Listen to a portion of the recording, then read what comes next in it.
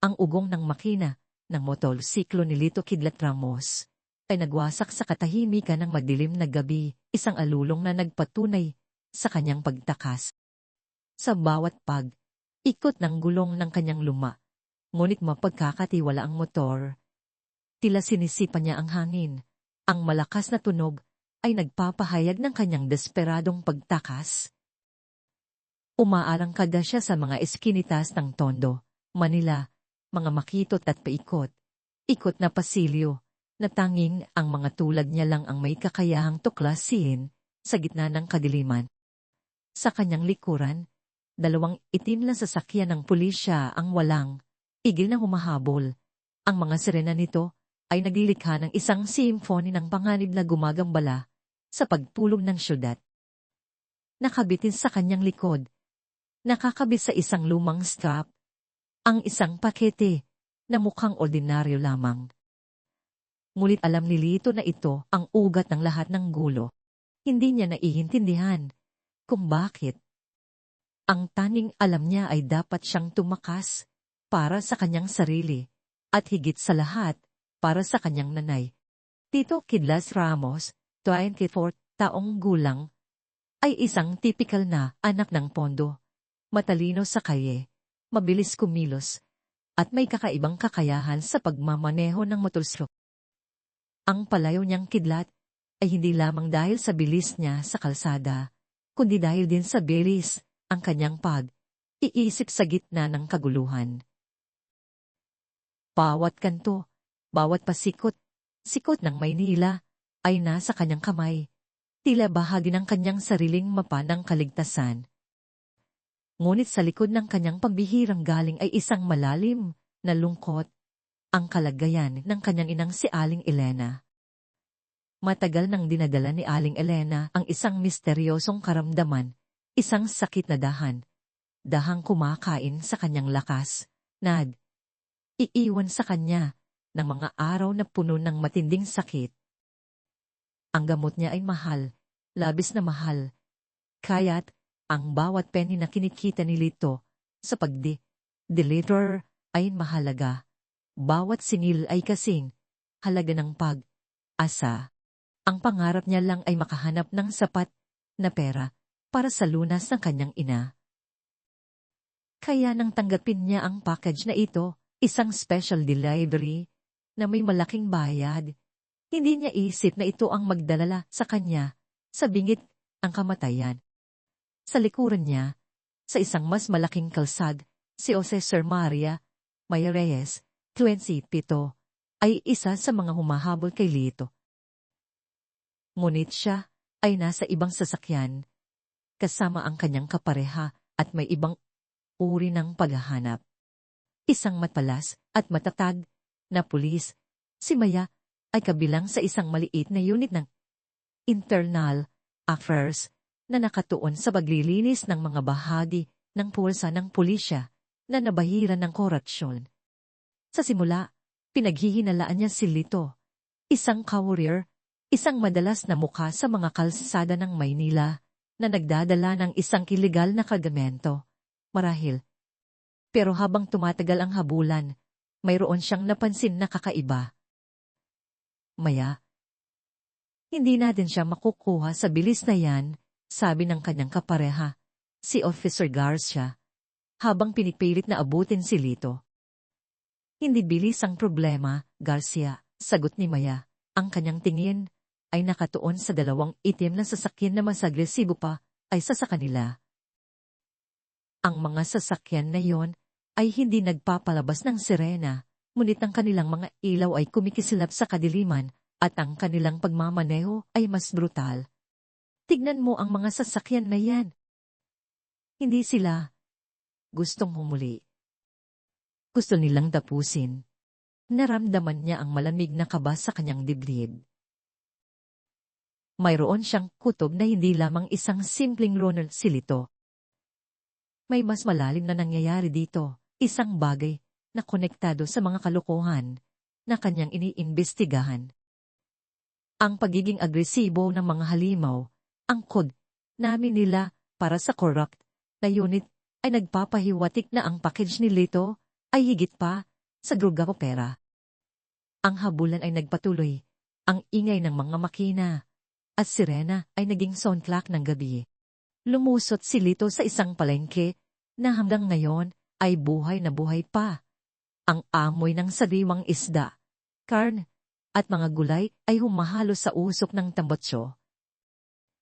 Sumalpok ang kanyang motorsiklo sa isang tumpok ng sako, halos matumba, ngulit mabilis siyang bumalik sa balance. Ang mga tao ay nagtatakbuhan, ang mga paninda ay nagkalat, at ang mga nagtitinda ay sumisigaw ng galit at takot.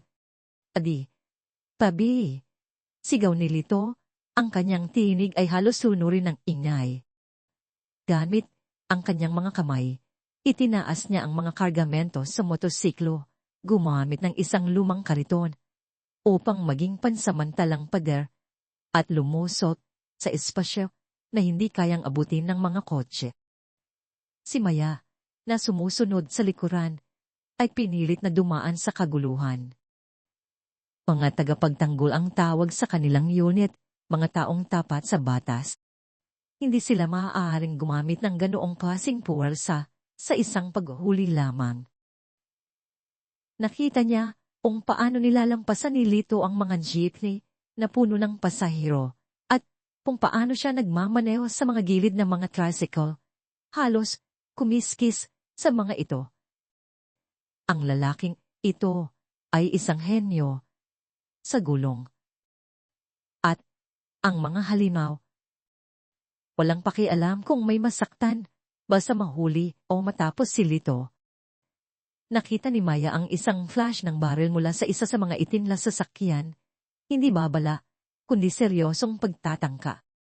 May Diyos ko, bulong ni Maya, habang nakita niya ang bala na tumama sa gilid ng isang tindahan. Hindi sila nagbibiro. Sinubukan niyang ipatigil si Lito gamit ang megaphone. Uminto ka na, sumuko ka. Para sa kaligtasan mo. Ngunit ang kanyang boses ay tila hangin lamang. Bigla. Lumiko si Lito sa isang madilim na eskinita, isang daanan, na tanging ang mga taong nakatira sa lugar ang nakakaalam. Ang mga ilaw ng poste ay mahina, ang mga anino ay nagtago ng kung ano.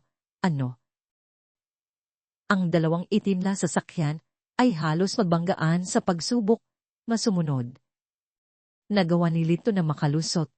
Ang kanyang motorsiklo ay tila nagiging isang extension ng kanyang sarili, nag-iiba ng hugis para lamang makadaan.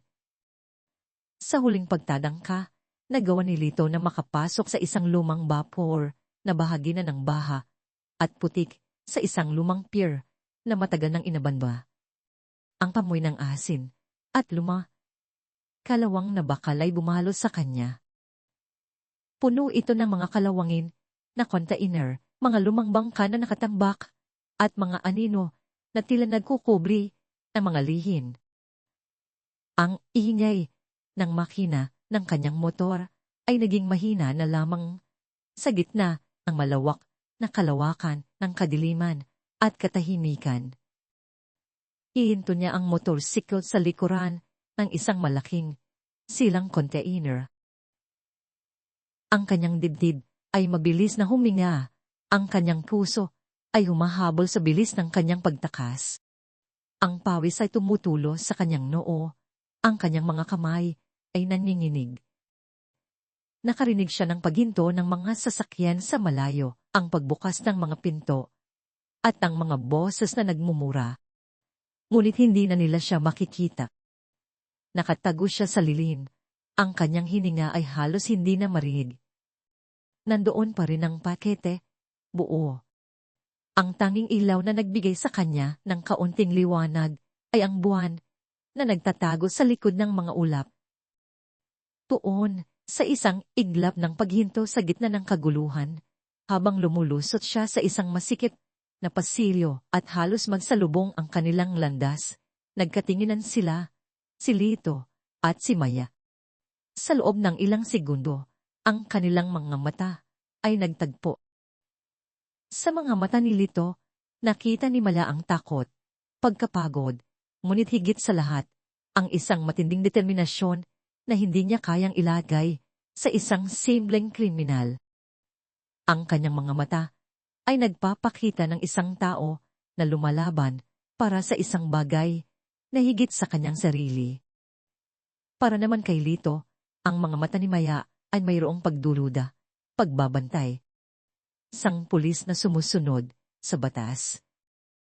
Ngunit mayroon ding kakaibang kuryosidad, isang suyap ng pag-aalinlangan sa kung ano nga ba ang kanyang hinahabol at kung ano nga ba ang pinakikitang panganib ng mga kasamahan nitong pulis. Ang tingin na yon ay isang flash ng unawa sa gitna ng gulo, isang pagkilala sa isang kabayan na nahaharap sa isang sitwasyon na hindi niya lubos na naiintindihan. Ang pagtatagpong yon ay iiwan ng isang marka sa kanilang dalawa, isang pangako ng isang koneksyon na magbubuklod sa kanila sa isang kapalarang mas malalim pa kaysa sa isang simpleng habulan sa gabi. Ngayon, nakatakas na siya. Ngunit ang katanungan ay nananatili, bakit? At ano ang pakete na ito na nagbigay sa kanya ng titulong hunted man sa isang gabi? Hindi pa. Tapos ang gabi. Nagsisimula pa lamang ito.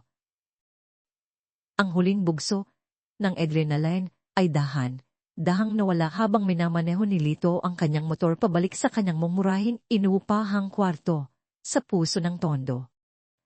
Ang kanyang mga kalamnan ay nangangatal. Bawat hibla ng kanyang katawan ay sumisigaw ng pagod. Ngunit ang kanyang isip ay patuloy na nagtatakbo. Ang takot ay isang malamig na kamay na humawak sa kanyang puso, umihigpit sa bawat pagdaan ng oras. Nakatakas siya? Oo. Ngunit ang tanong kung bakit at anong mangyayari ay nagpapabigat sa kanyang loob. Nagpark siya sa likod ng isang malaking lumang bahay na may mga nakabiting damit sa mga bintana. Maingat na inilalabas ang susi. Ang mga pader ng kanyang kwarto ay manipis. Naririnig ang bawat galaw ng kanyang mga kapitbahay, ang ingay ng telebisyon, ang iyakan ng sanggol, ang pagtatalo ng mag-asawa. Ngunit ngayon, ang mga tunog na ito ay tila malayo, nababalutan ng sarili niyang kaguluhan. Maingat niyang inalis ang package mula sa kanyang likod. Ito ay mas mabigat kaysa sa inaasahan. At mayroong kakaibang pakiramdam dito, isang pakiramdam ng isang bagay na napakahalaga, napakalihin. Ang kanyang mga kamay ay nanginginig habang hinahawakan niya ito, ang kanyang puso ay malakas na bumubulosok sa kanyang dibdib. Isang malalim na hininga ang kanyang pinakawalan bago niya buksan ang plastic, packaging gamit ang isang lumang cutter. Sa loob, hindi niya nakita ang inaasahan niyang salapi o mga paketeng puno ng droga. Sa halip, dalawang bagay ang bumungad sa kanya. Isang maliit, pakintab na osdigive na tila gawa sa metal at may kakaibang disensyo at isang lumang folder ng mga dokumento. Ang papel ay naninilaw na sa tagal. Ang USB ay may mga kakaibang simbolo na nakaukit. At ang folder ay may nakasulat sa hindi pamilyar na font. Ano ito? Pulong niya sa sarili. Ang kanyang tinig ay halos hindi marinig. Ang kabayaran na ibinayad sa kanya pa sa special delivery na ito ay malaki. Ngunit ang laman ay tila kakaiba para sa ganoong alaga. Isang USB drive at mga lumang papel. Ang unang naiisip niya ay pumunta sa kanyang matalik na kaibigan, si Dante. Si Dante ang reliable na tao sa kanyang buhay. Bukod sa kanyang ina. Siya ang may-ari ng isang maliit na cellphone repair shop sa kanto. Isang maliit na santuaryo ng mga sirang gadget at mga pangarap na itinayo sa ilalim ng isang sikat na karatula na Dante's Tech Hub. Kinabukasan, maaga pa. Kahit na hindi pa, nagbubukas ang kanyang tindahan, sinugod ni Lito si Dante. Natagpuan niya ito na abala sa Aayos ng isang lumang radyo. Dante, kailangan ko ang tulong mo, ang sabi ni Lito. Ang kanyang tinig ay halos pabulong. Kagabi, may nangyari. Tiningnan ni Dante si Lito. Nakita niya ang pagod at takot sa mga mata ng kanyang kaibigan. Ano nang nangyari? Kidlat. Parang nakakita ka ng multo. Ikinuwento ni Lito ang buong pangyayari, ang habulan, ang mga pulis na gustong pumatay sa kanya, at ang misteryosong package. Pagkatapos, ipinakita niya kay Dante ang USB at ang folder. Mukhang importanteng bagay ito, Kidlat, sabi ni Dante, habang sinuri ang USB. May encryption ito. Hindi ito basta. Naglaan sila ng ilang oras sa loob ng tindahan ni Dante. Ang mga ilaw ay pinadilim upang hindi sila mapansin. Habang abala si Dante sa pag-unlock ng USB, sinuri ni Lito ang mga dokumento sa folder. Ang mga ito ay mga photocopy ng mga lumang ulat ng pulisya, mga transaksyon sa bangko, at mga litrato. Karamihan ay hindi niya maintindihan, ngunit ang ilang mga pangalan at petsa ay paulit-ulit na lumalabas. Put-it, bulong ni Dante, ang kanyang mga mata ay naniningning sa ilaw ng monitor. Ang ganda ng security, Kidlat. Sino ang naglagay nito? Nagtaka si Lito. Hindi ko alam. Ang alam ko lang, kailangan kong malaman kung ano ito. Para sa'yo, para sa akin, para sa nanay ko. Ang screen ay napuno ng mga file, karamihan ay mga spreadsheet, audio recording, at video clicks. Sa tuktok ng lahat, isang dokumento ang may pamagat na Dansk Patay. Dansk Patay. Ulit ni Lito, nanginginig ang kanyang boses. Pinuksan ni Dante ang file. Ang mga pangalan ay nagsimulang lumabas sa screen, sinundan ng mga larawan ng mga pulis na may natataas na ranggo. Sa bawat pangalan, mayroong detalyadong impormasyon tungkol sa kanilang mga ilegal na gawain, pagbebenta ng droga, extortion, pagpatay, pakikipagsabwatan sa mga sindikato. Ito ay isang listahan ng mga tiwaling opisyal na nagpapatakbo sa loob ng sistema. Ito ang lihim na listahan ng mga halimaw na sinasabi ni Maya. Diyos ko, Kidlat, bulong ni Dante, ang kanyang mukha ay namutla. Ito ay pwedeng magpabagsak ng buong sistema. Hawak mo ang impormasyon na kayang gumulandang sa buong bansa. Napagtanto ni Lito ang bigat ng kanyang hawak. Hindi lamang siya isang simpleng courier. Siya ang tagapagtaguyod ng katotohanan, ang may hawak ng ebidensya na pwedeng magbago ng lahat. Ngunit sa pagiging tagapagtaguyod nito, siya rin ang naging target. Para sa kanya, para sa kanyang nanay, at para sa lahat ng mga inosenteng tao na biktima ng mga halimaw. Kailangan niyang gawin ang tama. Bigla, may kumatok sa pintuan ng tindahan ni Dante. Napakabilis na shutdown ni Dante ang computer. Itinago ang USB at ang folder. Pareho silang napatingin sa pintuan. Ang kanilang puso ay bumibilis. Unting bumukas ang pinto. Doon nakatayo si Maya Reyes, ang babaeng pulis na nakatagpo niya kagabi. Ang kanyang uniforme ay malinis, ngunit ang kanyang mga mata ay mayroong pagod at determinasyon. Lito Ramos, sabi ni Maya. Ang kanyang tingin ay matalin. Alam kong ikaw ang hinahanap ko. Naghanda si Lito. Sa isip niya, isa rin si Maya sa mga tiwali. Anong gusto mo sa akin? Tanong ni Lito, ang kanyang kamay ay nasa bulsa at naghahanap ng anumang pwedeng gamitin bilang panlaban. Hindi ako rito para hulihin ka. Sagot ni Maya, nakataas ang kanyang mga kamay. Alam kong mahirap paniwalaan, ngunit pareho tayo ng kalaban. Ang mga humabol sa iyo kagabi, sila ang mga halimaw ang tiwaling unit sa loob ng Philippine National Police. Ako at ang unit ko, kami ang mga tagapagtanggol. Iniimbestigahan namin sila. Hindi agad naniwala si Lito. Paano ko malalaman na nagsasabi ka ng totoo? Marami ng pulis ang sumisira sa tiwala ng tao. Kung isa ako sa kanila, patay ka na sana kagabi. Sagot ni Maya, ang kanyang tinig ay seryoso. Hindi sila nagdadala ng mga preso. Nagdadala sila ng mga bangkay. Ang package mo. Alam kong nasa iyo ang Danske patay. Ang listahan ng mga tiwaling opisyal. Napatulala si Lito. Paano niya nalaman? Ang impormasyon sa USB ay pribado. Tanging sila ni Dante lang ang nakakaalam.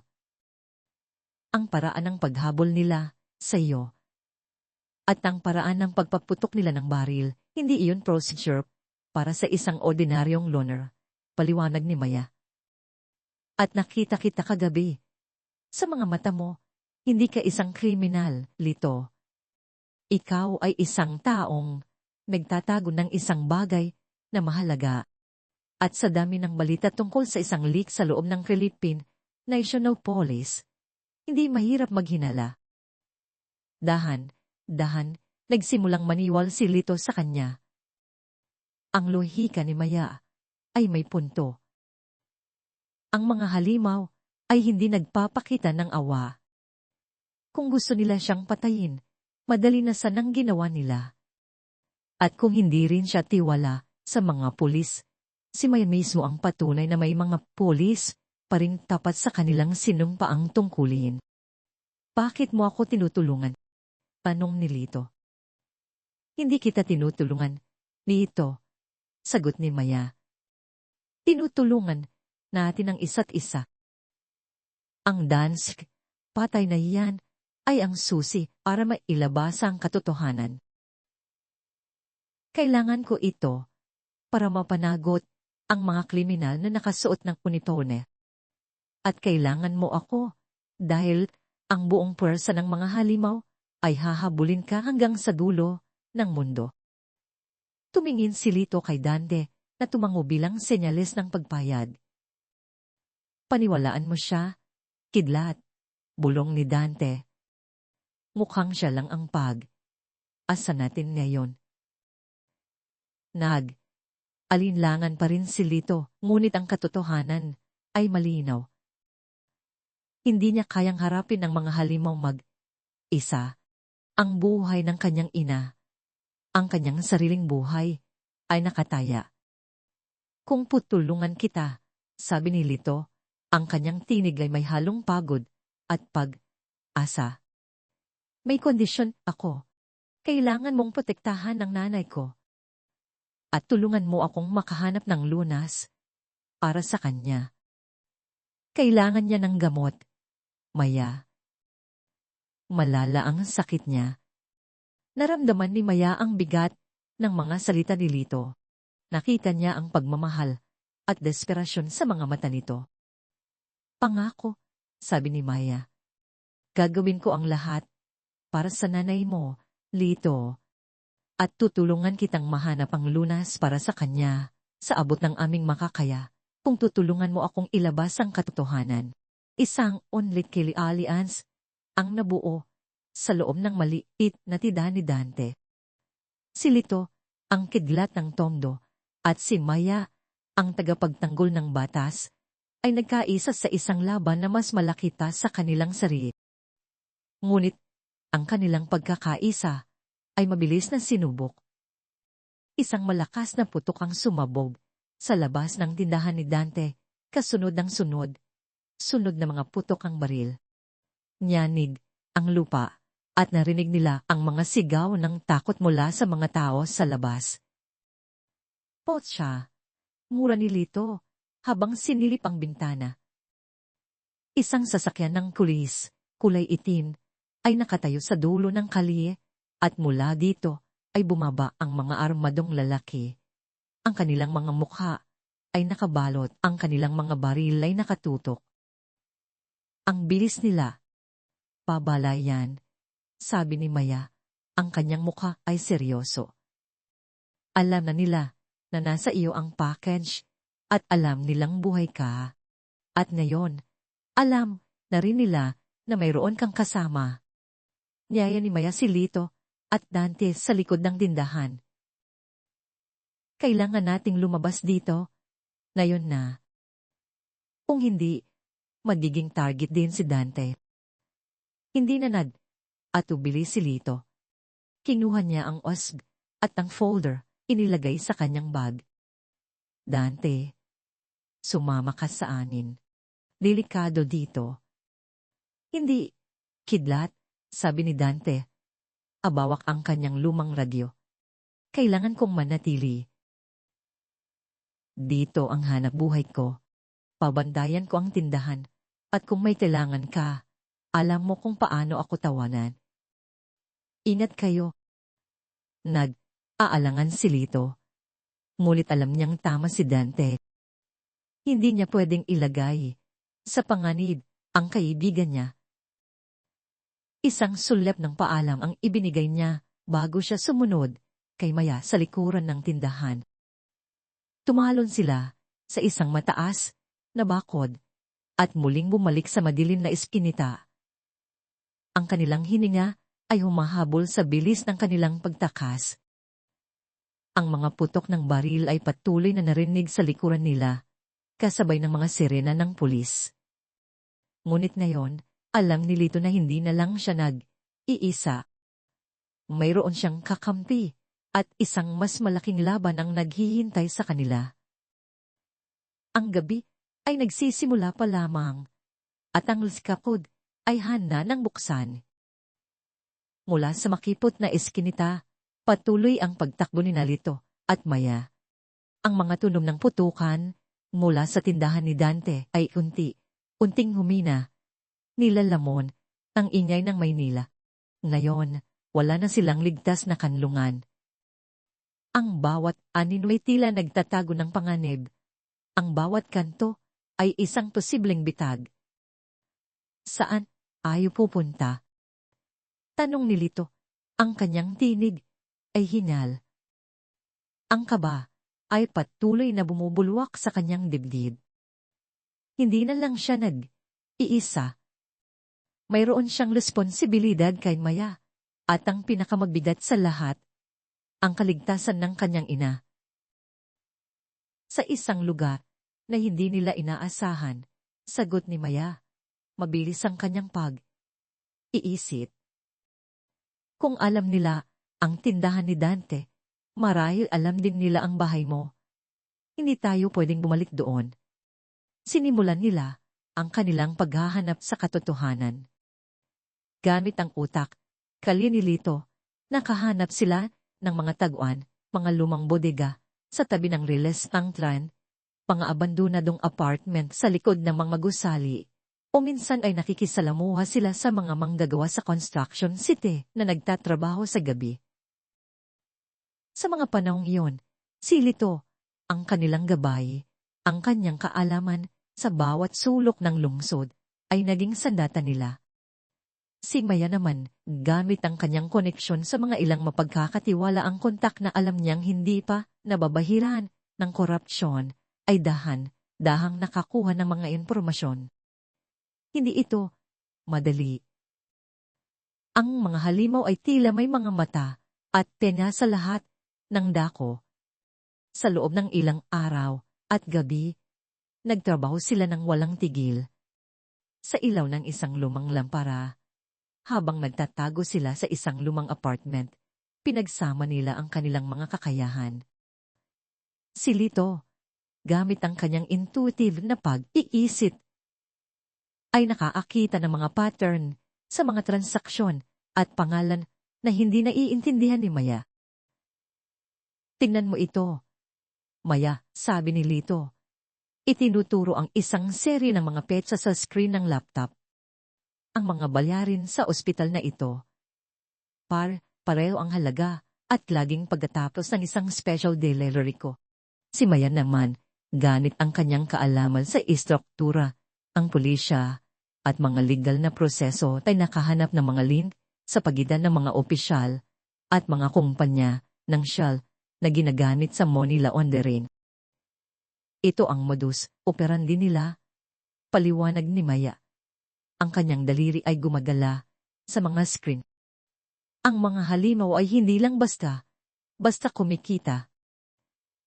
Gumagawa sila ng sarili nilang imperyo, ginagamit ang sistema para protektahan ang kanilang sarili. Sa bawat impormasyong nahuhukay nila, lalong lumilinaw ang napakalaking lawak ng katiwalian.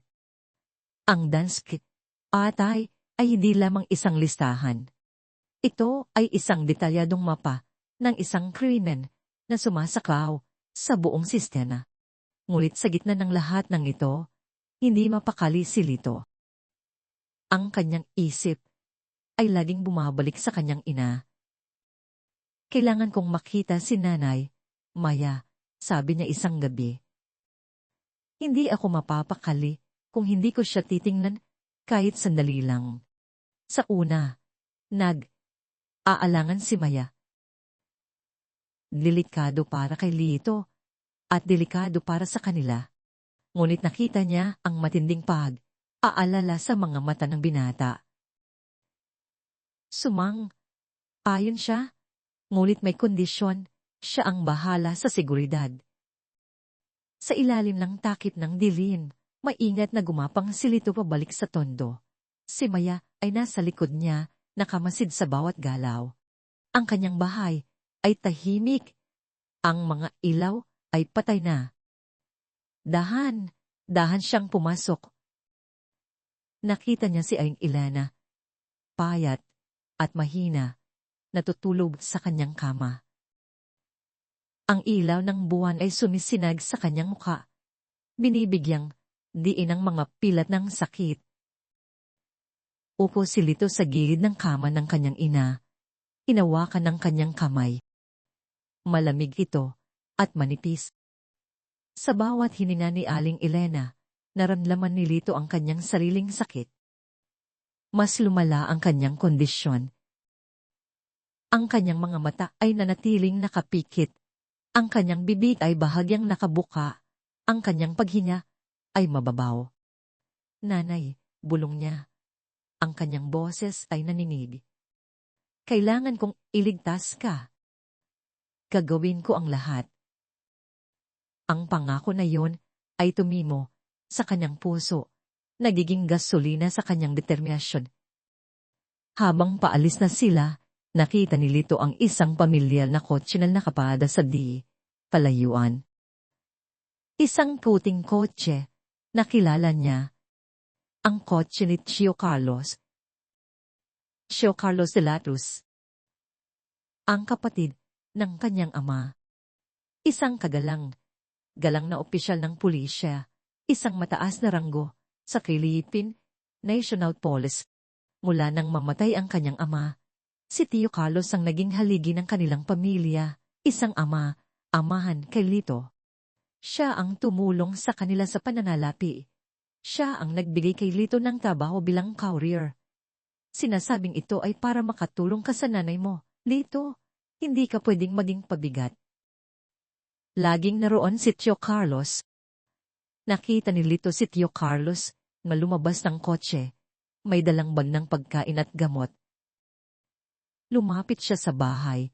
Ang kanyang mukha ay puno ng pag-aalala. Kumusta ang ate ko? Tanong niya sa kapitbahay, na tila naghihintay lang sa kanya. Masama po ang kalagayan niya. Sir, sagot ng kapitbahay. Nako, mabuti na lang po, at nandyan kayo, Carlos. Naramdaman ni Lito ang isang kakaibang kirot sa kanyang dibdib. Bakit ngayon? Bakit ngayon? Na tumakas siya at mumahanap ng katotohanan. Ngunit nawala agad ang damdamin na yon sa pagdating ng kanyang tiyo. Si Tio Carlos, ang mabait, maalalahanin niyang tiyo. Ang tiyo ko yan, bulong ni Lito kay Maya na nakatago sa likod ng isang poste. Siya si Tio Carlos. Siya ang tumutulong sa amin. Pinagmamasdan ni Maya si Tio Carlos. Ang kanyang kilos, ang kanyang pananalita, ang kanyang aura ng kapangyarihan at paggalang. Isang galang na opisyal. Ngunit habang pinagmamasdan niya, isang pamilyar na pangalan ang biglang sumagi sa kanyang isip. Sa Dansky patay na kanyang sinuri, mayroong isang pangalan, isang opisyal na may kaparehong posisyon at koneksyon. Ngunit paano? Isang galang na tao. May nakita kong something familiar, bulong ni Maya kay Lito.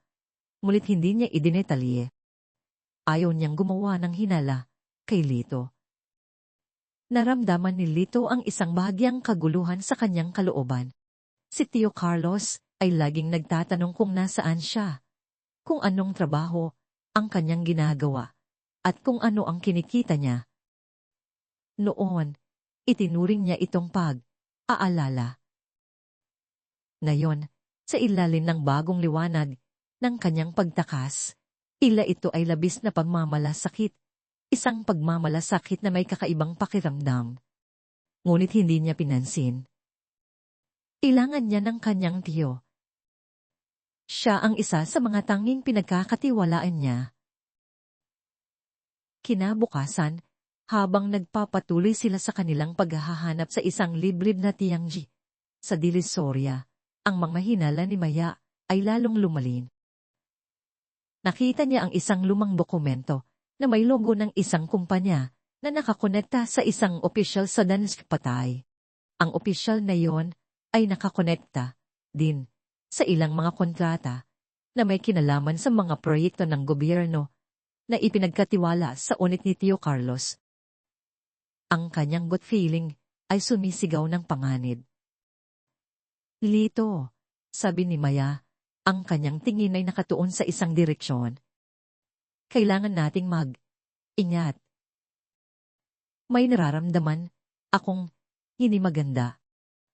Ang Tiangji ay puno ng tao, ang ingay ng mga tawaran, ang halakhakan, at ang musika mula sa mga tindahan ay lumikha ng isang halo ng tunog. Ang amoy ng mga ibang pagkain at paninda ay bumalot sa kanila. Nasa gitna sila ng isang dagat ng tao, ngunit sa isang iglap, nagbago ang lahat. Isang matalas na putok ng baril ang umalingaw-ngaw, sinusundan ng sigawan at pagtakbo ng mga tao. Ang mga tindero ay nagmamadaling isara ang kanilang mga tindahan, ang mga mamimili ay nagtatago sa ilalim ng mga mesa. Mga halimaw, bulong ni Maya, habang hinila si Lito sa likod ng isang stall na nagbebenta ng mga gamit sa kusina. Paano nila nalaman? Lumabas ang mga armadong lalaki mula sa gitna ng kaguluhan. Ang kanilang mga baril ay nakatutok. Ang kanilang mga mukha ay nakabalot. Kita ang kanilang mga galaw, organisado, at walang awa. Hindi lamang sila mga ordinaryong tauhan, sila ay mga sanay na mamamatay. Hindi sila basta nagpapatrolya dito, sabi ni Lito, habang sinilip ang paligid. Ang kanyang mga mata ay naghahanap ng rutan ng pagtakas. Alam nila na nandoon tayo. May trader sa loob ng aning koneksyon, sagot ni Maya. Ang kanyang mukha ay seryoso. O kaya, may nakakita sa atin at naiulat. Isang bala ang tumama sa dingding sa tabi nila, nagpadulas ng mga kawali at kaldero sa sahig. Kailangan nating gumalaw. Kidlat, sigaw ni Maya. Tumango si Lito. Ito ang kanyang teritoryo, ang Tiangji, ang makitid na pasilyo, ang kaguluhan. Ito ang kanyang playground. Sumunod ka sa akin, tumakbo si Lito. Si Maya ay nasa likuran niya. Lumusot sila sa mga nagtatakbuhang tao. Inamit ang mga tumpok na mga damit, mga sako ng bigas, at mga lumang karton bilang pananggalang. Tumalon si Lito sa isang stall. Halos matumba, ngunit nakakita siya ng isang motorsiklo na nakaparada sa gilid. Sige na, kidlat, sigaw ni Maya, habang pinipigilan ng isang armadong lalaki sa pamamagitan ng paghadis ng isang tumpok ng mga gulay sa kanyang mukha. Sa bihis ng kidlat, inumbisahan ni Lito ang motorsiklo. Ang ingay ng makina ay sumabay sa mga putok ng baril. Hinila niya si Maya at muling sumakay sila sa kanilang kabayo ng aspalto, umarurot sa gitna ng kaguluhan. Ang mga armadong lalaki ay nagpaputok sa kanila. Ang mga bala ay humahabol sa kanilang likuran. Ngunit si Lito, gamit ang kanyang pambihirang galing sa pagmamaneho, ay nilusot ang kanyang motor sa pagitan ng mga nagtatakbuhang tao sa ilalim ng isang tindahan na may mababang bubong at sa isang makipot na daanan na tanging ang motorsiklo lang ang makakadaan. Ang dami nila! Sigaw ni Maya habang nakita niya ang isa pang grupo ng mga armadong lalaki na naghihintay sa kanila sa kabilang dulo ng tianj. Para silang alam ang bawat galaw natin. Ang huling linya ni Maya ay tila bumalik sa kanyang isip. Alam nila ang bawat galaw natin. Sino ang nakakaalam ng kanilang galaw? Sino ang may access sa impormasyong iyon? At bakit ang mga mata ni Tio Carlos ay tila laging nakatutok sa kanya? Habang lumulubog sila sa dilim, ang mga putok ng baril ay unting nawala. Ngunit ang bagong kirot ng hinala ay tumimo sa puso ni Lito. Ang anino ng isang pagdududa ay dahang lumitaw sa kanyang isip, isang pagdududa na mas nakakatakot pa kaysa sa mga bala ng mga halimaw. Mayroong isang multo mula sa nakaraan na tila nagpaparamdam na, at ang multong ito ay tila may pamilyar na mukha. Ang bawat sandali na lumilipas ay tila isang tibok ng puso na mas lalong nagpapabilis sa kanilang pagtakbo.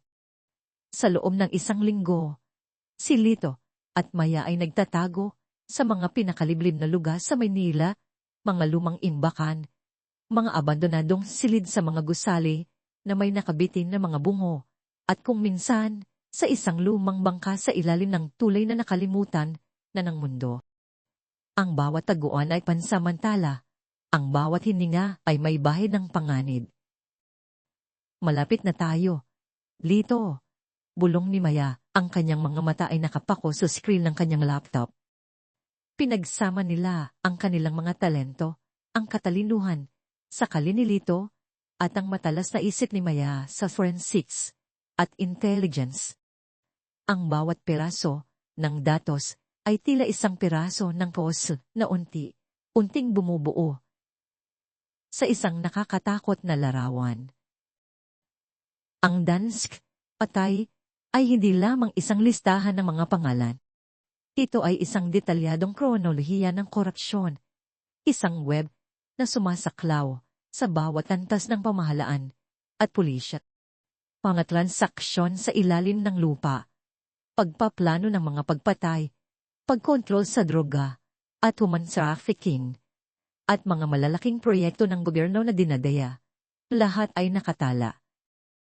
Habang nagbabasa si Lito ng mga pangalan, naramdaman niya ang malamig na kaba sa kanyang dibdib. Mga pangalan ng mga opisyal na pinaniniwalaan niya na galang, mga mukha na nakikita niya sa telebisyon na nagbibigay ng mga pahayag tungkol sa paglilinis ng bansa. Ngunit sa likod ng mga ngiti at mga formal na uniforme, mayroong mga halimaw na nagkukubli. Ang dami nilang pangalan dito, sabi ni Lito. Ang kanyang tinig ay halos hindi marinig. Paano nangyari ito? Nasa tuktok sila ng Shane. Ang korupsyon ay parang kanser. Lito, sagot ni Maya. Ang kanyang pamilya na kaseryosohan ay naroon. Nagsisimula sa maliit hanggang sa kainin ng buong sistema. Pero ang good news, nakita natin ang pinakamahalagang impormasyon. Nakakita sila ng isang naka-encrypt na file, isang uri ng kalendaryo. Sa tulong ni Lito, na nakatanda sa isang partikular na pattern ng petsa at oras mula sa mga nakaraang special deliveries niya, na crack nila ang code. Ito ay isang pagkukulong. Isang lihim na pagpupulong. Ang uplan na basa ni Maya. Ang kanyang mga mata ay nanlaki. Ito ang koda namin ng operasyon nila para sa final purge. Dito nila isasara ang lahat ng loosins at posibleng dito din nila uusapan ang mga susunod na hakbang para lubusang kontrolin ang sistema. Ang pagpupulong ay magaganap sa susunod na 2 gabi sa isang inabando ng pabrika sa Tondo, malapit sa pier. Ito ang magiging pagkakataon nila upang makakuha ng huling, hindi matatawarang ebidensya, ang ulo ng ahas. Ngunit bago pa man sila makapagplano, isang pamilya na boses ang narinig ni Lito mula sa kanyang lumang cellphone, isang text message mula sa isang numero na matagal na niyang kilala. Lito, anak, ang tiyo mo ito.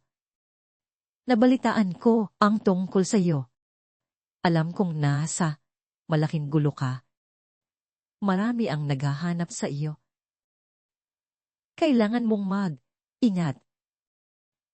Ang nagpadala ng text message ay walang iba, kundi si Tio Carlos. Ang pangalan niya ay hindi na lumabas sa Danskit patay mismo. Ngunit ang mga koneksyon ng kanyang unit sa mga kumpanya ng Shell na ginagamit sa money laundering ay nagpapataas ng hinala ni Maya. Bigla, tumawag si Tio Carlos. Atubili si Lito, ngunit kinuha niya ang tawag. Hello. Lito, anak, sa Diyos, salamat at sumagot ka. Maririnig ang paalala sa boses ni Tio Carlos. Saan ka naroroon? Bakit ka nagtatago? Napakalaking gulo ang kinasasangkutan mo. Tiyo, hindi ko po maintindihan, sagot ni Lito. Ang kanyang tinig ay may bahid ng pagdududa. Ngunit ang lungkot sa kalagayan ng kanyang ina ay mas nanaig.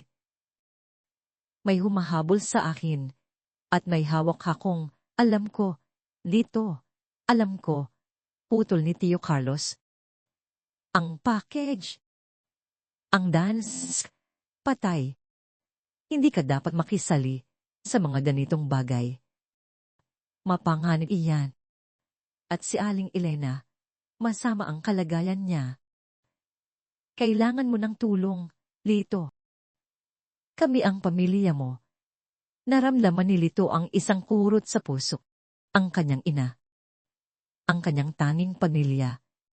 Pero Tiyo, hindi ko po alam kung sino ang mapagkakatiwalaan ko. Ako, Lito, magtiwala ka sa akin. Ang boses ni Tio Carlos ay tila nagpapahinahon tulad ng isang ama. Mayroon akong isang special unit na kasalukuyang iimbestiga sa mga tiwaling elemento sa Philippine National Police. May mga opisyal din na gustong linisin ang sistema. Kung ibibigay mo sa akin ang ebidensya, mailalabas ko ito sa ligtas na paraan at poprotektahan ko kayong dalawa ng nanay mo, hindi ka na mapapahamak. Tiningnan ni Lito si Maya. Sa mga mata nito, nakita niya ang matinding pagtutol. Ngunit sa kanyang isip, ang pangako ng seguridad para sa kanyang ina ay tila isang ilaw sa dulo ng madilim na lagusan. Saan po? Tanong ni Lito. May isang ligtas na lugar, isang lumang bodega, sa likod ng Divisoria. Walang makakahanap sa inyo doon. Dalhin mo ang package, Lito. Susunduin ka ng aking mga tauhan. Tandaan mo, ito ay para sa kaligtasan ninyo at para kay Aling Elena.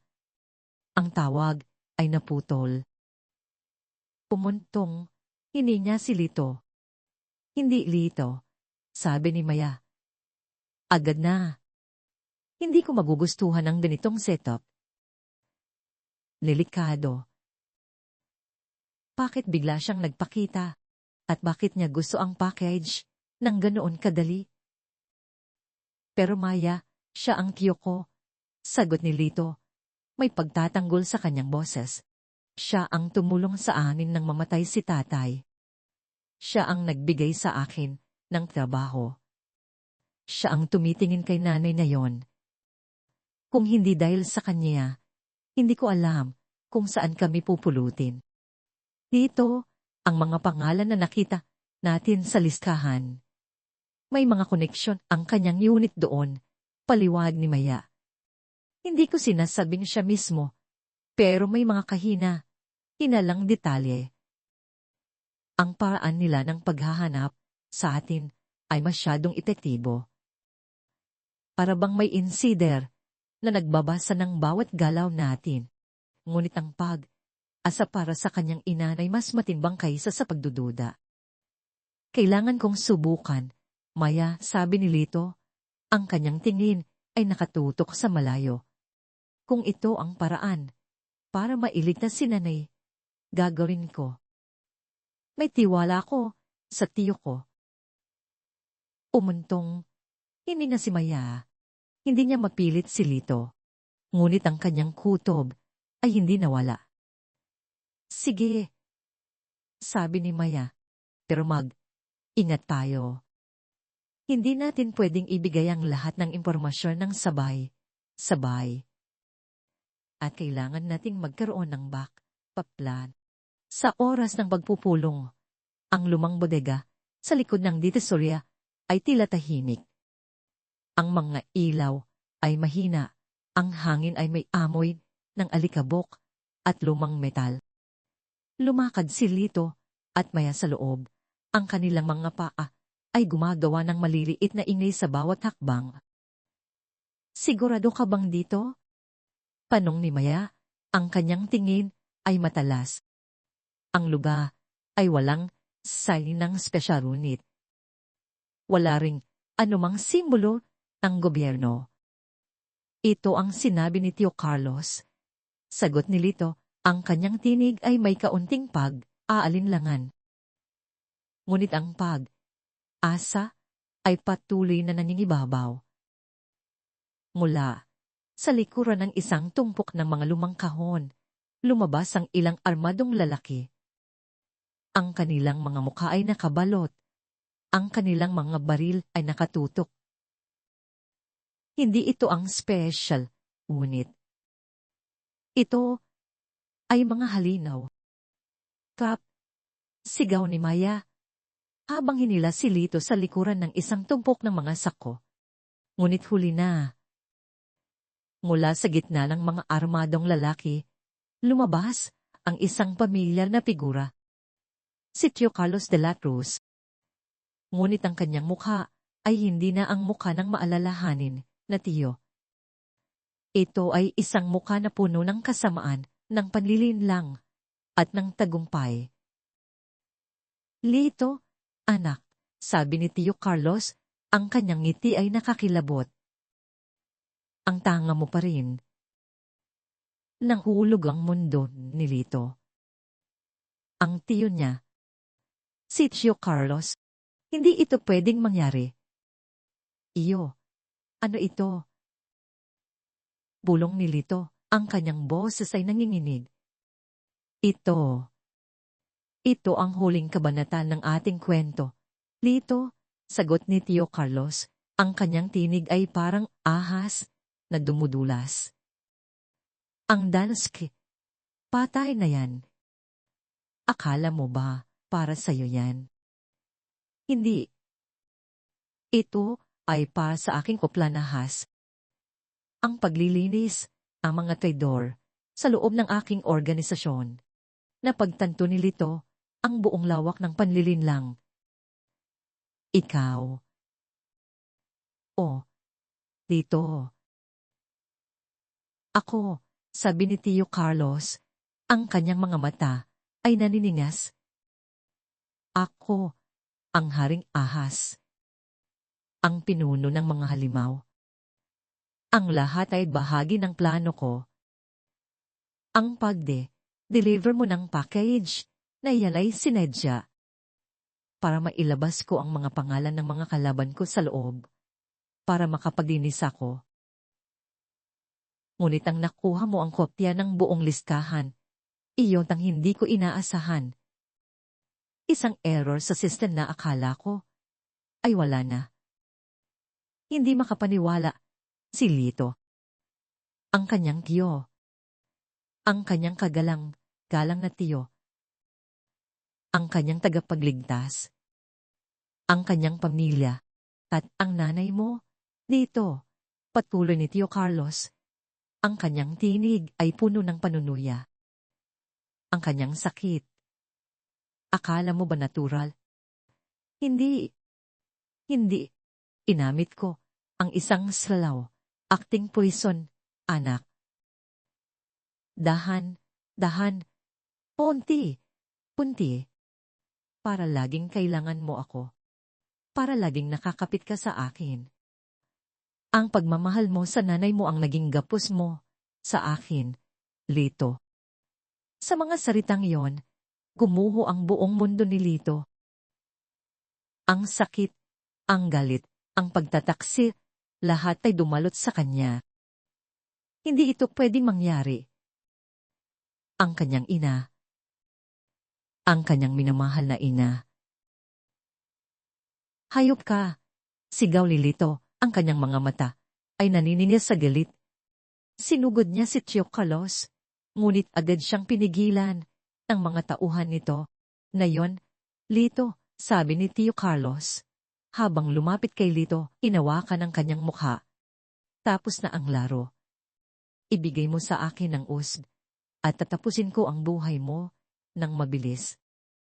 O kaya, panoorin mo ang iyong ina na dahan-dahang mamatay at ikaw ay magdurusa sa kulungan. Ngunit bago pa man makapagsalita si Lito, isang malakas na putok ang umalingaw-ngaw mula sa labas ng bodega. Sinundan ito ng pagsabog ng ilaw na nagdulot ang kaguluhan. Nante! Sigaw ni Lito, habang nakita niya ang kanyang kaibigan na may hawak na isang malaking device na tila naglalabas ng electromagnetic pulse na nagpahinto sa lahat ng electronics sa bodega, kabilang ang mga walkie-talkie ng mga halimaw. Kidlat! Maya, ngayon na! Sigaw ni Dante, habang itinuturo ang isang butas sa dingding na ginawa niya. Ginamit ni Maya ang kaguluhan upang gumawa ng sarili niyang diversyon. Kinuha niya ang kanyang baril at pinaputok sa isang kumpol ng mga bariles na lumikha ng sunod na pagsabog. Tara! Lito! Sigaw ni Maya, habang hinila si Lito. Ang USB at ang folder ay mahigpit pa rin na hawak ni Lito. Ang mga halimaw ay nagkakagulo. Ngunit si Tio Carlos, ang haring ahas, ay mabilis na nakabawi. Habulin niyo sila. Huwag niyo silang palalampasin. Tumakbo si Lito at Maya patungo sa butas sa dingding. Si Dante ay nagbibigay ng cover fire. Ang mga bala ay humahabol sa kanila. Ang kanilang mga hininga ay humahabol sa bilis ng kanilang pagtakas. Sa labas, isang motorsiklo ang naghihintay. Motorsiklo ni Lito. Sige na! Kidlat! Sigaw ni Dante habang lumusot sa butas. Susundan ko kayo. Sumakay si Lito at Maya sa motorsiklo. Ang makina ay umugong. Pumarurot sila palayo. Ang mga tunog ng putukan at sigawan ay naiwan sa likuran. Ngunit ang pagtakas ay hindi nagdulot ng kapanatagan. Sa puso ni Lito, ang galit at sakit ay bumabaga. Ang kanyang tiyo. Ang kanyang tiyo ang nagtataksil. Ang kanyang tiyo ang nagpapakamatay sa kanyang ina. Ang mundo ay gumuho, ngunit mula sa mga abo, bumangon ng isang bagong apoy, ang apoy ng paghihiganti at paghahanap ng katarungan. Ang patay ay nasa kanila, at ngayon mayroon silang persona na dahilan upang ipagpatuloy ang laban. Ang laban para sa katarungan at ang laban para sa kanyang ina. Ang pagtakas ay isang paghinga ng kaluwagan, ngunit para kay Lito, ito ay isang paghinga na nasakluban ng mapait na lason. Ang bawat takbo ng gulong ng motorsiklo ay tila nagpapabilis sa tibok ng kanyang pusong hindi na niya maintindihan, puno ng galit, sakit, at isang pagtataksil na bumaluktot sa lahat ng kanyang pinaniniwalaan. Ang mga salita ni Tio Carlos, ang kanyang tiyo, ang kanyang ama, amahan, ang kanyang tagapagtanggol, ay naglalaro sa kanyang isip tulad ng isang sirang plaka. Ginamit ko ang isang slaw. Acting poison, anak, para laging kailangan mo ako. Nang makalayo sila mula sa bodega, na pinagmula ng lahat ng kasinungalingan, umindo si Lito sa isang liblib na eskinita, malayo sa mga ingay ng syudad. Pinatay niya ang makina ng motor, at ang katahimikan ay sumakop, na nagbigay daan sa mga ingay sa kanyang ulo. Pumaba siya mula sa motorsiklo, ang kanyang mga tuhod ay nangangatal. Hindi na niya napigilan ang kanyang sarili. Sinuntok niya ang pader ng isang lumang gusali, at pagkatapos ay sunod pa, hanggang sa dumugo ang kanyang mga kamao, hanggang sa magsimulang kumirot ang bawat hibla ng kanyang braso. Lito! Sigaw ni Maya, lumapit sa kanya, at hinawakan ang kanyang mga balikat. Ama na. Nasasaktan ka lang. Paano? Paano nagawa ni Tio Carlos ito? Pulong ni Lito. Ang kanyang tinig ay namamaos. Ang kanyang mukha ay nababaludan ng luha at pawis. Ang nanay ko. Siya ang nagbigay sa nanay ng lason. Ang lahat ng pagpapanggap niya, ang lahat ng kabutihan. Kasinungalingan. Lahat ng iyon ay para lang kontrolin ako. Ang sakit ay kumain sa kanya. Mas matindi pa sa anumang pinsalang natamo niya sa habulan. Ito ang sakit ng pagtataksil mula sa sariling dugo. Ang sakit ng kawalang kakayahan na protektahan ang kanyang ina. Ang kanyang mundo ay gumumo. Ang lahat ang kanyang pinaniniwalaan ay nawasak. Ngunit sa gitna ng pagkasira, isang bagong apoy ang nagliliyab sa kanyang dibdib. Isang apoy na mas mainit pa sa araw ng tag-araw. Hindi ito apoy ng simpleng galit, kundi apoy ng paghihiganti at paghahanap ng katarungan para sa kanyang nanay, para sa kanyang ama na marahil ay nilinlang din, at para sa sarili niya. Hindi ka iisa, Lito, sabi ni Maya, hinawakan ng kanyang kamay. Ang kanyang tingin ay matatag. Nasa likod mo ako. Ilalabas natin ang katotohanan. Hindi siya mananalo. Hindi ang haring ahas. Ang mga salita ni Maya ay tila nagbigay ng kaunting tibay sa kanyang kaluluwa. Tumingin si Lito kay Maya. Sa mga matang iyon na puno ng tapang at integridad. Nakita niya ang kanyang sarili sa mga mata nito. Isang taong naligaw, ngunit may bagong direksyon. Katarungan, bulong ni Lito. Ang kanyang tinig ay matatag na ngayon. Hindi paghihiganti lang. Katarungan, kinabukasan, sa isang liblib na bahagi ng Sampaloc, sa isang maliit na bahay na inuupahan sa likod ng isang lumang simbahan, nagplano sina Lito at Maya. Ngayon, wala na silang itinatago. Ang takot ay napalitan ng isang matinding determinasyon. Kailangan natin ng tulong, sabi ni Maya. Hindi natin kayang labanan ang buong puwersa ng mga halimaw mag-isa. Kailangan natin ang publiko. Sino ang mapagkakatiwala natin? Tanong ni Lito. Alam nila ang bawat galaw natin. May mata at tenga sila sa lahat ng dako. May isang tao, sagot ni Maya habang nag-iisip. Si Andon. Isang matapang na mamamahayag.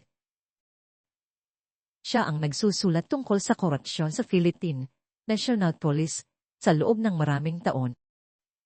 Siya lang ang pinagkakatiwalaan ko na may lakas ng loob na ilabas ito. Anton Santiago ay isang mamamahayag na may reputasyon sa pagiging walang takot. Isang mukha na matagal nang nakikita ni Lito sa telebisyon, nagtatanong sa mga opisyal na may kapangyarihan, naglalabas ng mga katotohanan na hindi gustong marinig ng marami. Sa tulong ng isang burner phone na nakuha ni Maya, nagawa niyang makontak si Anton. Ang pagpupulong ay lihim sa loob ng isang abandonadong bus sa gitna ng isang lumang terminal sa Pasay. Officer Reyes, sabi ni Anton, ang kanyang tingin ay matalin, ngunit mayroong pag-asa sa kanyang mga mata. Ano ang mayroon ka? Matagal ko nang hinihintay ang pagkakataong ito. Ikinuwento ni Nalito at Maya ang lahat, ang Dansk patay, ang mga halimaw, ang pagtataksil ni Tio Carlos at ang lason na ibinigay sa nanay ni Lito. Ipinakita nila ang USB, ang mga dokumento, ang lahat ng ebidensya na kanilang nakala. Pinakinggan ni Anton ang lahat, ang kanyang mukha ay unting pumupula sa galit. Hindi ako makapaniwala, bulong niya. Ang laki ng kasakiman nila. Ang lason. Talagang wala silang puso. Kailangan naming ilabas ito. Anton, sabi ni Lito. Ang kanyang tinig ay nanginginig sa galit. Kailangan ng mga tao ang katotohanan at ilalabas natin. Sagot ni Anton. Ang kanyang mga mata ay nagliliyap. Ito ang pinakamalaking kwento sa aking karera. Kailangan natin ng huling patunay, isang bagay na hindi matatawaran. Ang mga orihinal na papeles, ang direktang koneksyon kay Tio Carlos. Mula noon, nagkaroon sila ng bagong misyon. Ngayon, ang pagtakas ay hindi lang para sa kaligtasan, kundi para sa paghahanap ng katarungan. Ang kanilang buhay ay naging isang walang katapusang pagtakbo sa mga madilim na sulok ng Maynila. Mula sa mga makikitid na eskinita ng Pondo, sa mga squatter area ng Payatas, hanggang sa mga liblib na kubo sa ilalim ng mga tulay ng Pasig River, patuloy silang nagtatago. Ang bawat gabi ay isang hamon. Ang bawat umaga ay isang paalala na ang panganib ay laging nasa likuran nila.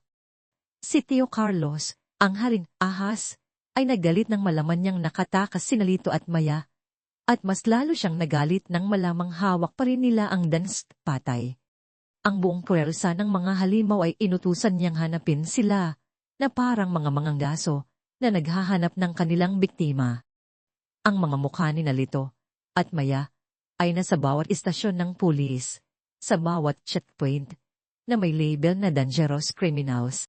Para silang alam ang bawat kilos natin, kidlat, sabi ni Maya. Isang gabi habang nagtatago sila sa isang lumang bangka. Maraming intel si Carlos. Malalim ang ugat niya sa sistema. Ngunit sa gitna ng lahat ng panganib, isang kaisipan ang biglang sumagi sa isip ni Lito. Isang lugar na matagal na niyang nakalimutan.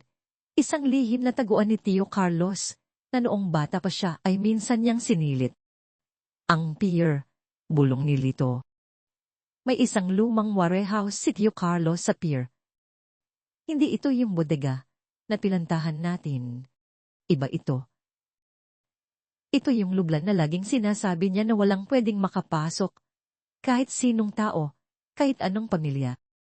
Dati, doon niya dinadala ang mga importante niyang papeles. Diyan niya rin dinadala ang mga gamot na binibigay niya kay nanay. Nagliwanag ang mukha ni Maya. Iyon na yon, Lito. Iyon ang huling piraso ng puzzle. Kung nandoon ang mga original na record ng lason, ang mga supply chain, at ang buong network ni Carlos, iyon ang magiging huling patunay. Nagplano sila. Ang lumang bes sa pier, isang abandonadong ko-industrial, ay tila isang kuta. Ngunit ito ang tanging paraan. Sa mga sumunod na araw, nagsimula silang gumapang patungo sa pier. Dahan, maingat. Isang gabi, sa gitna ng isang abandonadong crew industrial sa Tondo, sa isang malaking espasyo na puno ng kalawangin na makinarya, silang container, at mga nakatambak na bakal, nagkaroon ng labanan. Sinundan sila ng mga halimaw. Alam nila na nandito tayo. Sigaw ni Lito, habang sinilip ang paligid. Ang mga ilaw ng poste ay mahina. Ang mga anino ay nagtago ng mga armadong lalaki. Nakasakay tayo sa bitag, sabi ni Maya, habang hinawakan ang kanyang baril. Pero hindi natin sila uuruman. Mula sa iba't ibang direksyon, sumulpot ang mga tauhan ni Tio Carlos. Sila ang kanyang mga halimaw, ang kanyang mga aso. Armado sila ng mga high-powered rifles. Ang kanilang mga mukha ay nakabalot. Ang kanilang mga mata ay nagliliyab sa kasamaan. Nandiyan sila. Lumabas kayo, Tito Ramos, Maya Reyes. Sigaw ng isang tinig. Ang tinig ni Brando. Ang kanang kamay ni Tio Carlos, isang lalaking kilala sa kanyang kalupitan. Maya, kailangan ko ng diversyon, sabi ni Lito. Gagamitin ko ang motorsiklo. Delikado, Lito, sabi ni Maya. Hindi na natin kayang umatras, sagot ni Lito. Ang kanyang mga mata ay natatag. Para kay nanay. Sinipa ni Lito ang kanyang motorsiklo. Ang ingay ng makina ay umalingaw sa abandonadong pabrika. Sa bilis ng kidilat, sumakay siya sa motorsiklo, inamit ang kanyang pambihirang galing sa pagmamaneho upang maging target at distraction. Suminasing ang kanyang motor sa pagitan ng mga kalawangin na bakal, sa ilalim ng mga sirang conveyor belts at sa pagitan ng mga tambak ng mga gulong. Gensya, barilin niyo siya, sigaw ni Brando. Ang mga bala ay humabol kay Lito.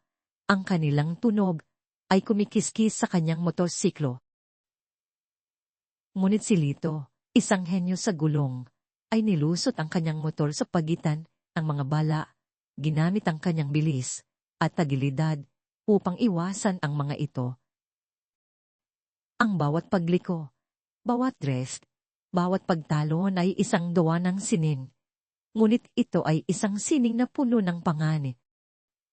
Habang abala ang mga halimaw sa paghabol kay Lito, binigyan nito ng pagkakataon si Maya. Tumakbo siya, nagtago sa likod ng mga makinang dile, at ginamit ang kanyang kaalaman sa taktika upang umatake. Ang bawat putok ng kanyang baril ay tumpak, bawat target ay naabot. Patumbahin niyo siya, sigaw ni Brando, habang nakita niya ang kanyang mga tauhan na unting napapatay. Ang labanan ay nagpatuloy, ang ingay ng mga putok ng baril, ang sigawan at ang ugong ng motorsiklo ay naghalo sa isang simfony ng kaguluhan. Si Lito, habang nilulusot ang kanyang motor sa isang makipot na daanan, ay nakita si Maya na nakikipaglaban kay Brando at sa ilang tauhan nito. Kailangan niya ng tulong. Gumawa si Lito ng isang mapangalib na desisyon. Mula sa kanyang posisyon, pinaharurot niya ang kanyang motorsiklo at tumalon sa isang tambak ng mga lumang kahoy. Dumiretso siya kay Brando. Kidlat! Sigaw ni Maya. Sa huling sandali, ginamit ni Lito ang kanyang motor upang bumangga kay Brando. Napatumba ang hepe ng mga halimaw. Nagkalat ang mga bala. Ang mga armadong lalaki ay nagkagulo. Ngayon na, Maya, sigaw ni Lito, habang bumaba siya sa motor at tinulungan si Maya na lumaban sa mga natitirang tauhan. Sinalubong sila ng mga huling halimaw na desperadong gustong pigilan sila. Ngunit sina Lito at Maya ngayon ay magkasama ay lumabal ng buong tapang. Ang galit ni Lito ay nagbigay sa kanya ng lakas at Ang determinasyon ni Maya ay nagbigay sa kanya ng patnubay. Sa huli, nahuli nila si Brando at ang iba pang natitirang halimaw.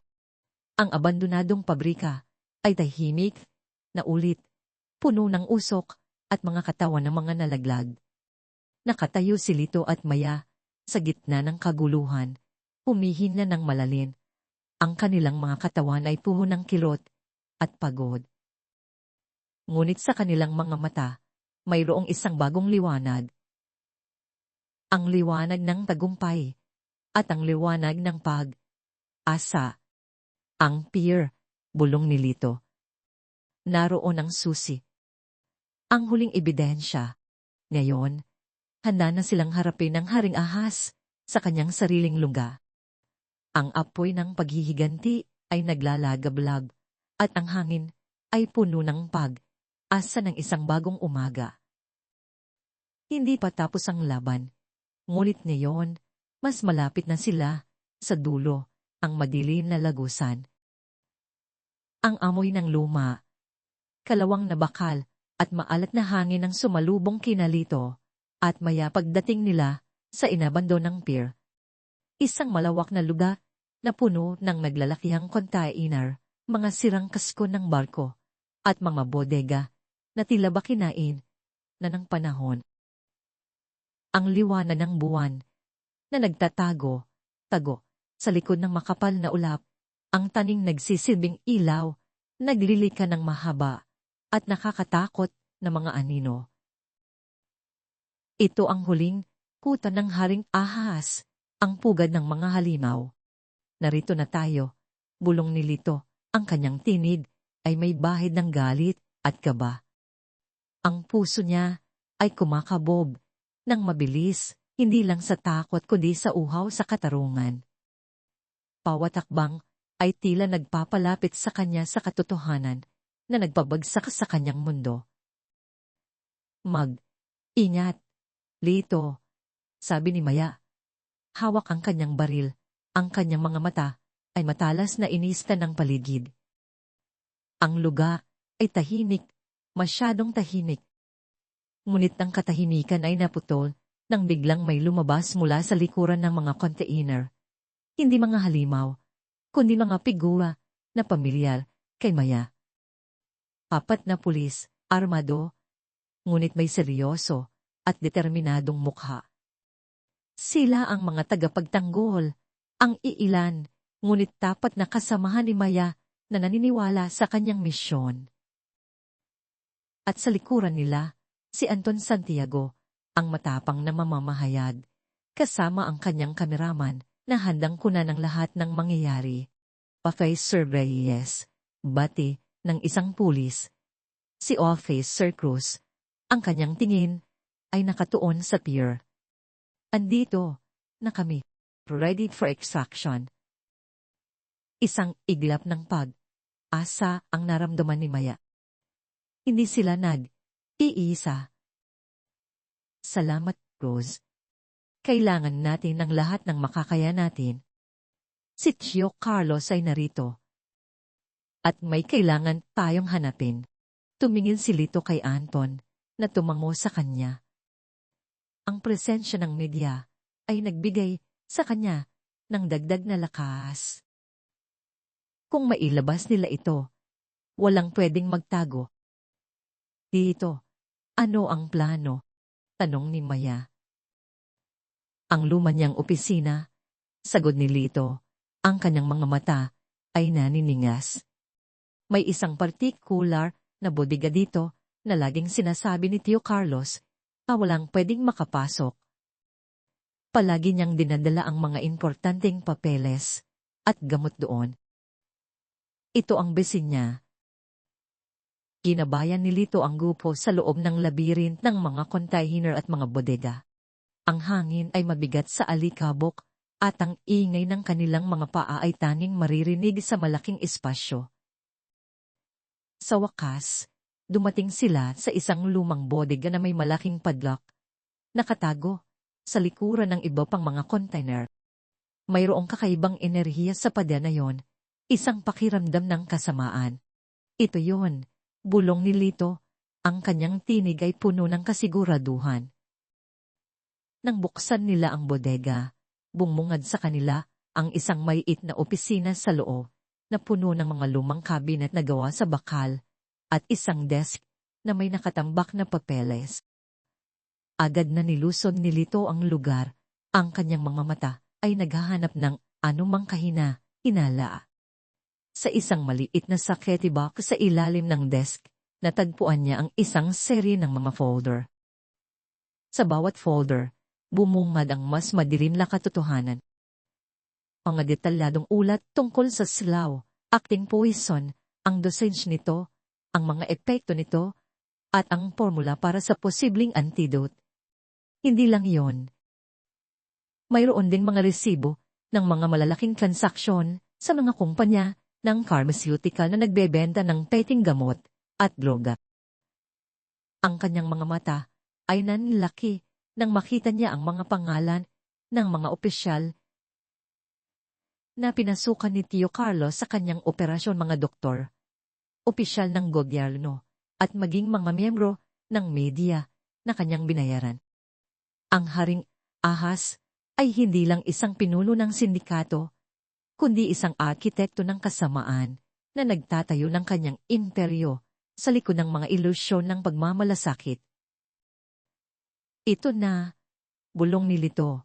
Ang kanyang mga kamay ay nanginginig habang hawak ang mga dokumento. Ito ang antidote at ito ang lahat ng ebidensya. Hindi tayo makakakuha ng mas mainam na pagkakataon, sabi ni Maya na seryosong nakatingin sa kanyang mga kasamahan. Anton, handa na ba ang crew mo? Tumango si Anton. Ang kanyang kameraman ay nakahanda na. Ang kamera ay umiilaw. Ready na kami, officer. Kukunin namin ang lahat ng katotohanan. Ngunit sa oras na yon, isang malakas na tunog ng pagdating ng mga sasakyan ang umalinaw-ngaw mula sa labas. Sunod na busina, at ang ingay ng mga gulong na humihinto.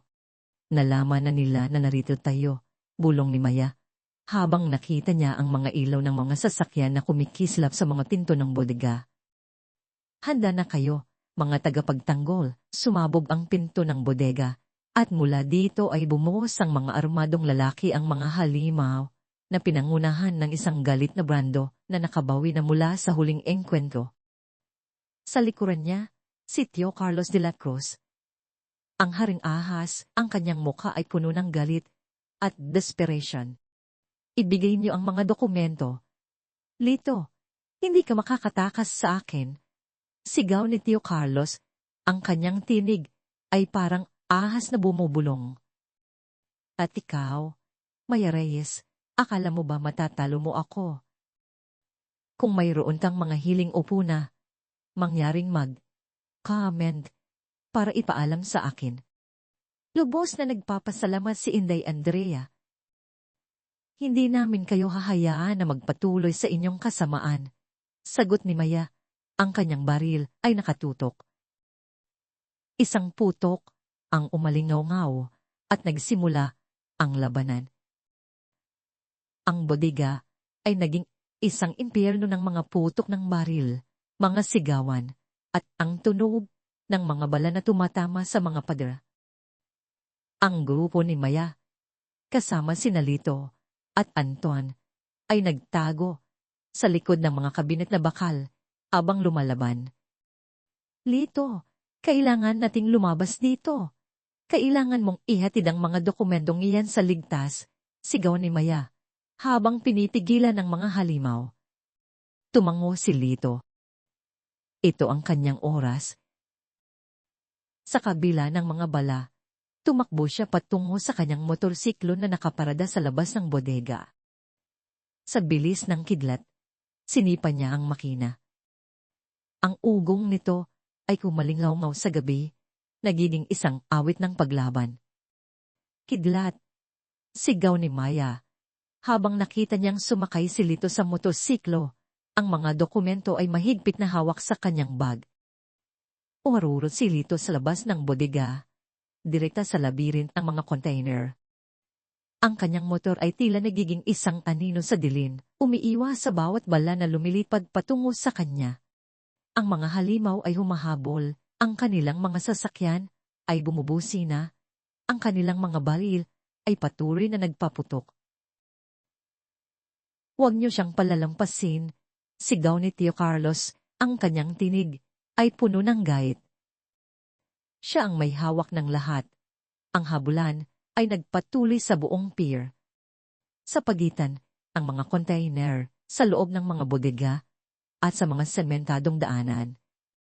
Si Lito, gamit ang kanyang pambihilang kasanayan sa pagmamanaho, ay umiiwas drift, at tumatalon sa mga balakid.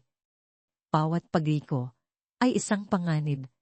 Bawat pagharurot ay isang pag-asa. Ang hangin ay humahampas sa kanyang mukha, at ang pawis ay dumadaloy sa kanyang noo. Ngunit ang apoy sa kanyang puso ay patuloy na naglalagablap. Sa isang iglap, nakita ni Lito si Tio Carlos na sumakay sa isang sasakyan, kasama si Brando. Sinusubukang tumakas. Ang lahat ng galit at sakit ay bumalik sa kanya. Ito na ang huling pagkakataon. Pinaharurot ni Lito ang kanyang motor. Sinusundan ang sasakyan ni Tio Carlos sa isang lumang daanan sa tabi ng dagat, kung saan nakatambak ang mga silang barko. Nagkaroon ng huling engkwentro. Gumawa si Lito ng isang mapanganib na maniobra. Mula sa kanyang motorsiklo, lumukso siya patungo sa sasakyan ni Tio Carlos. Sinira ang salamin ng bintana at hinila ang gulong. Nawalan ng kontrol ang sasakyan at sumalpok ito sa isang tambak ng mga lumang gulong. Lumabas si Tio Carlos mula sa sasakyan, duguan, ngunit ang kanyang mga mata ay naniningas sa gait at desperation. Si Brando ay nakahandusay, walang malay. Lito, sabi ni Tio Carlos, ang kanyang tinig ay nanginginig. Ang tanga mo, hindi mo ako matatalo. Ako ang haring ahas. Lumakad si Lito, papalapit sa kanyang tiyo. Ang kanyang mga kamao ay nakakuyom. Ang lahat ng galit, ang lahat ng sakit para sa kanyang ina, ay bumubulwak sa kanya. Isang suntok lang, at matatapos ang lahat. Ngunit sa sandaling iyon, nakita niya ang mukha ng kanyang ina sa kanyang isip. Nakita niya ang integridad sa mga mata ni Maya. Nakita niya ang pag-asa sa mga mata ng mga inosenteng tao na biktima ng kasamaan ni Tio Carlos. Hindi ko kayo papatayin, Tio, sabi ni Lito. Ang kanyang tinig ay matatag at puno ng awtoridad. Hindi ako katulad mo, ang katarungan ng magpaparusa sa inyo. Sa likuran nila, dumating si Maya, kasama ang kanyang mga kasamahan at si Anton. Ang kaniraman ay nakatutok, kinukuna ng lahat ng mangyayari. Tio Carlos de la Cruz, sabi ni Maya, ang kanyang tingin ay matalin. Sa ngalan ng batas, ahestado ka. Hinawakan ni Maya ang mga dokumentong hawak ni Lito. Narito ang lahat ng ebidensya. Ang listahan, ang mga halimaw, ang mga krimen, ang lason. Ang lahat. Tumingin si Tio Carlos kay Lito. Ang kanyang mukha ay puno ng pagkatalo. Ngunit mayroong pa ring bakas ng kasamahan. Hindi ito matatapos dito, Lito. Ang ahas ay laging makakahanap ng paraan para bumalik. Ngunit huli na. Si Anton ay nakunan ang lahat ng pangyayari.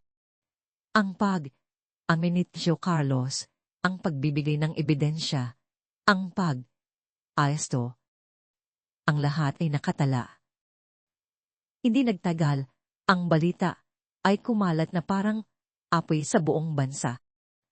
Ang mga videos ni Anton, ang mga dokumento na ibinigay ni Lito at Maya, ay ipinalabas sa telebisyon at radyo.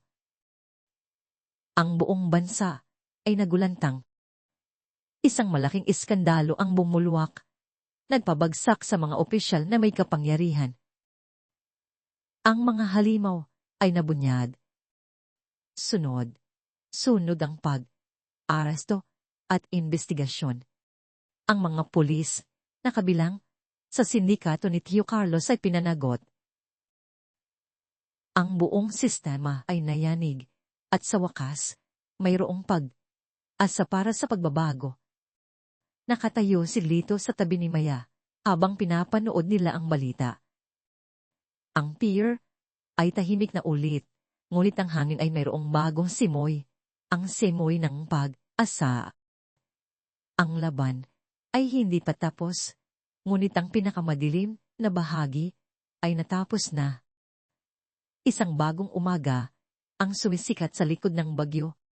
Kabanata 7, mga litso at bagong pag-asa. Ang alingaungaw ng isandalo ay kumalat na parang bagyo sa buong kapuluan, yumanig sa pundasyon ng pamahalaan at ang pambansang pulisya ng Pilipinas.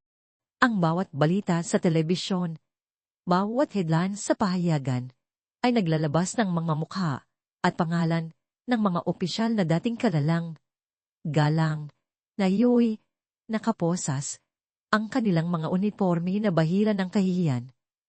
Si Anpan Santiago at ang kanyang koponan, gamit ang video na nakuha sa pier, at ang lahat ng ebidensya ni Nalito at Maya, ay nagdala ng liwanag sa pinakamadilim na sulok ng korupsyon.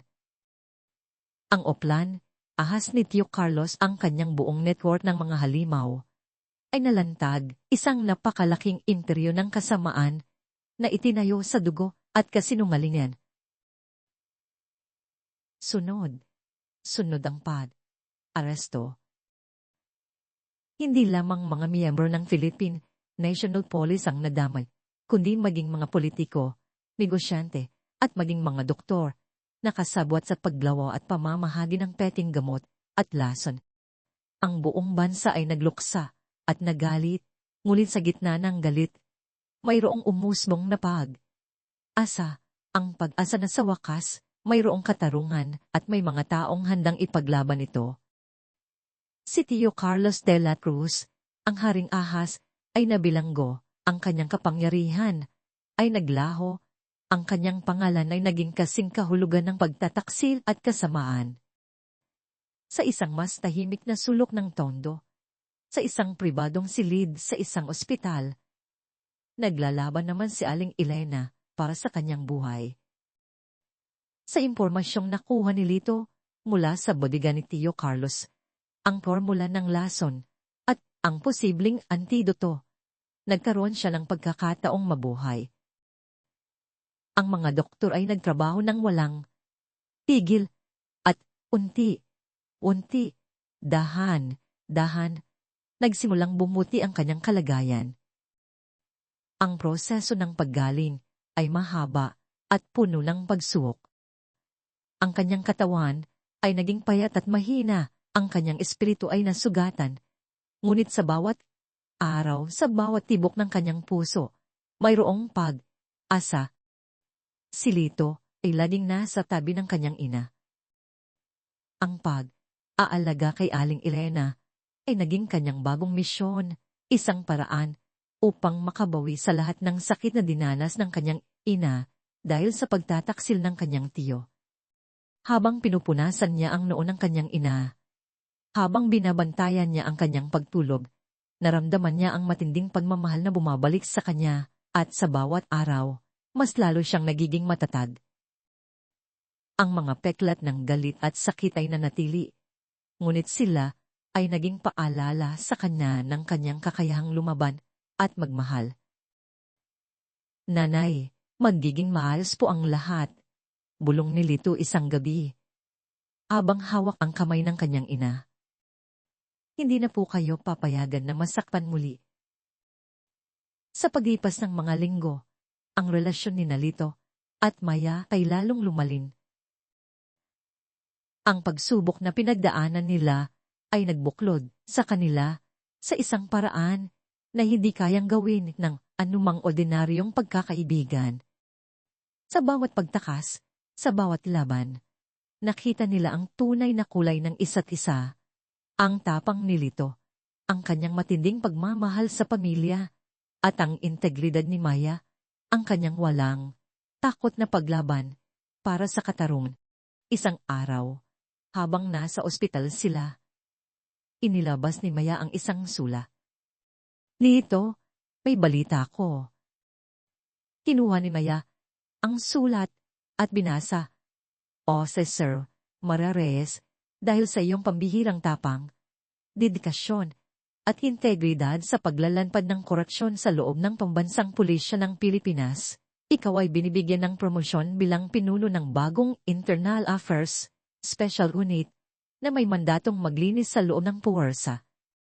Nagsimulang ngumiti si Lito, ang kanyang mga mata ay nagniningning sa pagmamalaki. Maya, binabati kita. Alam kong kaya mo yan. Ngunit si Maya ay tumingin kay Lito. Ang kanyang mga mata ay puno ng pagmamahal. Hindi ko ito nagawa nang wala ka, Lito. Ikaw ang nagbigay sa akin ng ebidensya at ikaw ang nagbigay sa akin ng lakas ng loob na ipagpatuloy ang laban. Maya Reyes, ang dating batang opisyal, ay naging simbolo ng pag-asa at integridad sa loob ng pambansang pulisya. Ang kanyang kwento ay naging inspirasyon sa marami, patunay na mayroon pa ring mga pulis na tapat sa kanilang tungkulin. Para naman kay Lito, nagbago ang kanyang mundo. Hindi na siya babalik sa pagiging isang simpleng delivery rider. Ang mga kalsada ng Maynila na dati niyang kinikilala bilang daan lamang para kumita, ay ngayon naging saksis sa kanyang paglalakbay mula sa isang simpleng tao patungo sa isang bayani. Ngunit ang kanyang puso ay nanatiling nakaugat sa mga mahihirap, sa mga biktima ng sistema. Anong gagawin mo ngayon, kidlat? Tanong ni Maya isang hapon, habang naglalakad sila sa gilid ng Manila. Bay, ang sikat ng araw ay papalubog. Tumingin si Lito sa malawak na dagat. Ang kanyang mga mata ay malayo ang tanaw. Hindi ko pa alam ng eksakto, Maya. Pero alam ko na hindi na ako pwede bumalik sa dati. Marami pang kailangan linisin. Marami pang biktima ng mga halimaw na nangangailangan ng tulong. Ito ang kanyang bagong landas. Gamit ang kanyang pambihirang kaalaman sa mga iskinita, ang Maynila, ang kanyang kakayahan sa paghahanap ng mga palatandaan at ang kanyang matinding pakiramdam para sa katarungan, nagpaya siyang maging isang hindi naikitang tulong kay Maya. Isang asat sa ilalim ng lupa. Isang tao na kayang makapasok sa mga lugar na hindi kayang pasukin ng mga mauniforme upang makakuha ng impormasyon na kailangan para sa mga lihim na investigasyon. O kaya, maging isang aktivista sa komunidad, isang tagapagtanggol ng mga mahihirap na inapi, gamit ang kanyang kwento upang magbigay ng boses sa mga walang boses. Ano man ang kanyang piliin, alam niya na ang kanyang buhay ay nakaukol sa paglilingkod sa katarungan. Ang Maynila ay nanatiling isang lungsod na puno ng hamon, isang lungsod na kailanman ay hindi matutulog. Ngunit sa likod ng bawat madilim na iskinita, sa bawat abalang palengke, mayroong umusbong na bagong pag-asa. Ang kwento ni Lito at Maya ay naging isang pagtunay na kahit sa pinakamadilim na panahon, mayroong mga taong handang lumaban para sa tama. Nagtapos ang kwento sa isang pagtatapos at simula. Nakatayo si Lito at Maya sa itaas ng isang gusali, tanaw ang malawak na syudad na napaliligiran ng milyong bituin na kumikinang. Nakakbay si Lito kay Maya. Ang kanilang mga kamay ay magkahawak, ang kanilang mga tingin ay nakatuon sa walang hanggang abot, tanaw. Alam nila na ang laban-laban sa kasamaan ay hindi kailanman matatapos, na laging mayroong mga ahas na susubok na bumalik, ngunit sila ay laging handang lumaban para sa katarungan. At para sa mga taong kanilang minamahal, ang mga peklat ng pagtataksit ay nanatili, isang mapait na paalala ng nakaraan. Ngunit sila ay naging patunay din ng kanilang lakas ng loob, ng kanilang pagmamahal, at ng kanilang walang hanggang pag-asa.